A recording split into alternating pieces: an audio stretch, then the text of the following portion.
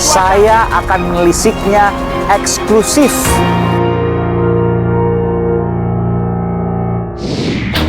Saudara, saya ada di Kompleks Perguruan Tinggi Ilmu Kepolisian (PTIK) dan di dalam kompleks ini terdapat Komisi Kepolisian Nasional (Kompolnas). Saya akan berbincang dengan Ketua Harian Kompolnas, Inspektur Jenderal Polisi Purnawirawan Benny Mamoto untuk mengetahui bagaimana proses pelaporan, proses penanganan, dan apa yang terjadi saat ini. Di kantor Kompolnas, Pak Benny Mamoto, sehat selalu. Lama di bagian penindakan, Bareskrim, pernah juga di BNN, Badan Narkotika Nasional, Satgas Teror.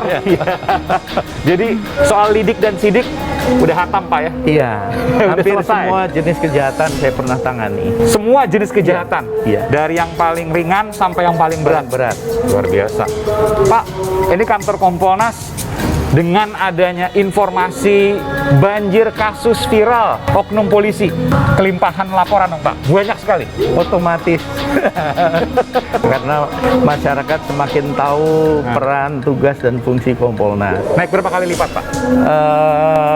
Nanti hitungannya ada. Oke. Tapi yang jelas tren itu naik, kemudian kedatangan tamu yang ingin curhat langsung juga. Curhat langsung? Banyak. Datang ke Iya. sini, Pak? Iya. Oh, kasusnya soal apa itu, Pak, misalnya? Macam-macam. Ada masalah kredit, kemudian debt collector mengambil kendaraannya. Apa kaitannya sama polisi?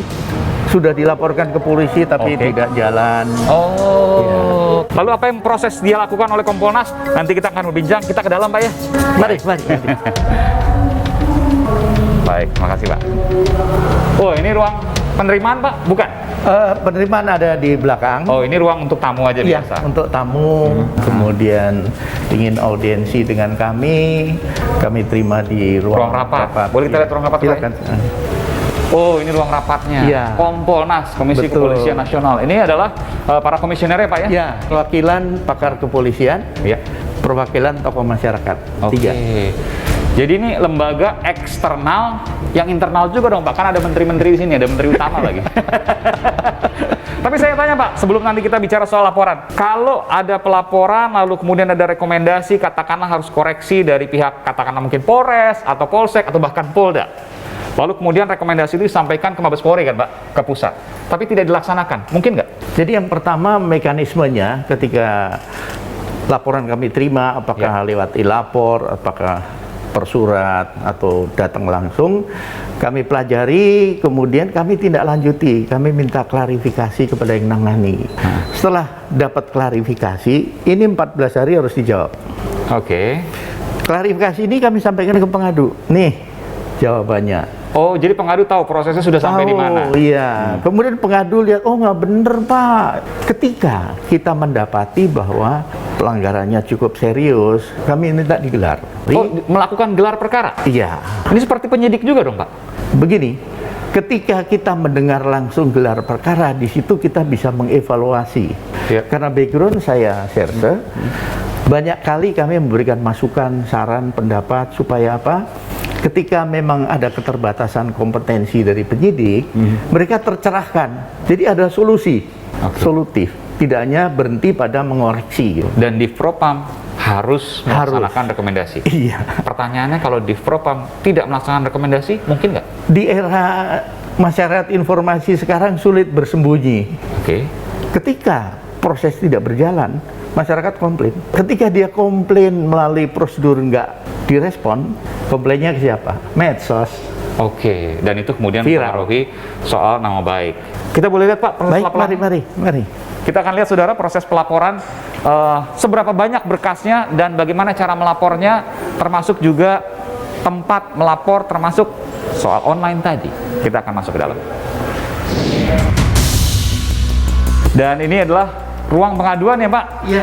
Ini e-lapor, jadi bisa datang ke sini, bisa e-lapor. Tapi kalau datang kan ada resiko COVID, sekarang pandemi. Betul, justru yang menjadi proses percepatan kenapa kita menggunakan e-lapor diantaranya pandemik. Oke. Kemudian yang kedua untuk kecepatan. Aha. Jadi ketika ada pelapor yang datang, dia belum tahu cara apa namanya Melapor? akses Iya, melapor, disinilah mereka dipandu. Oke. Dipandu, langsung mengisi, sudah. Terus Bagaimana kemudian proses selanjutnya? Kita akan menuju ke atas ke tempat berkas pelaporan. Saya nanti juga akan melihat Pak, ada banyak pelaporan atau tidak, apa isinya dan lain sebagainya. Kita akan menuju ke atas Pak. Ini belum pernah Pak ya? iya.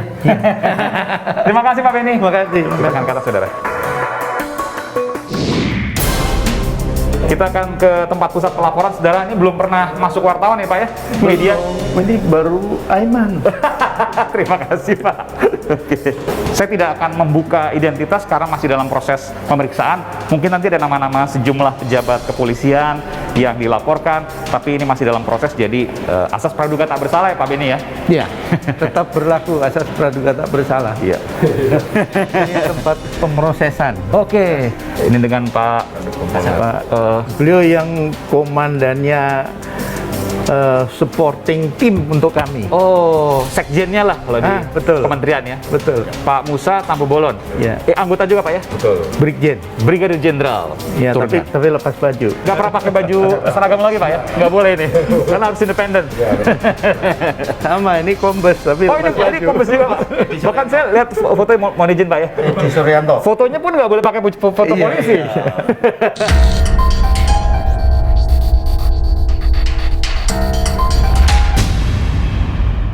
Luar biasa ini. Ya, tugas saya menandatangani semua. Menandatangani. Iya. Ini baru satu meja Pak, belum meja yang lain. Boleh saya lihat Pak, izin Pak ya? Boleh, Pak. Wah ini banyak juga ya. Dan ini salah satu contohnya. Ini salah satu Kapolres yang dilaporkan di wilayah hukum Polda Sumatera Utara misalnya. Pelaporannya berupa ada kasus dan lain sebagainya, namun tidak ditindaklanjuti di wilayah hukum ini. Dan ini kemudian juga sudah dilakukan proses pemeriksaan dan jawaban dilakukan. Baik, baik. Dan ini 2021 ya Pak? Tuh langsung dijawab ini Pak? Langsung. Jadi kalau numpuk Waduh, Jawaban-jawaban. kayak kaget saya lihat betul. Dari 2000. ribuan.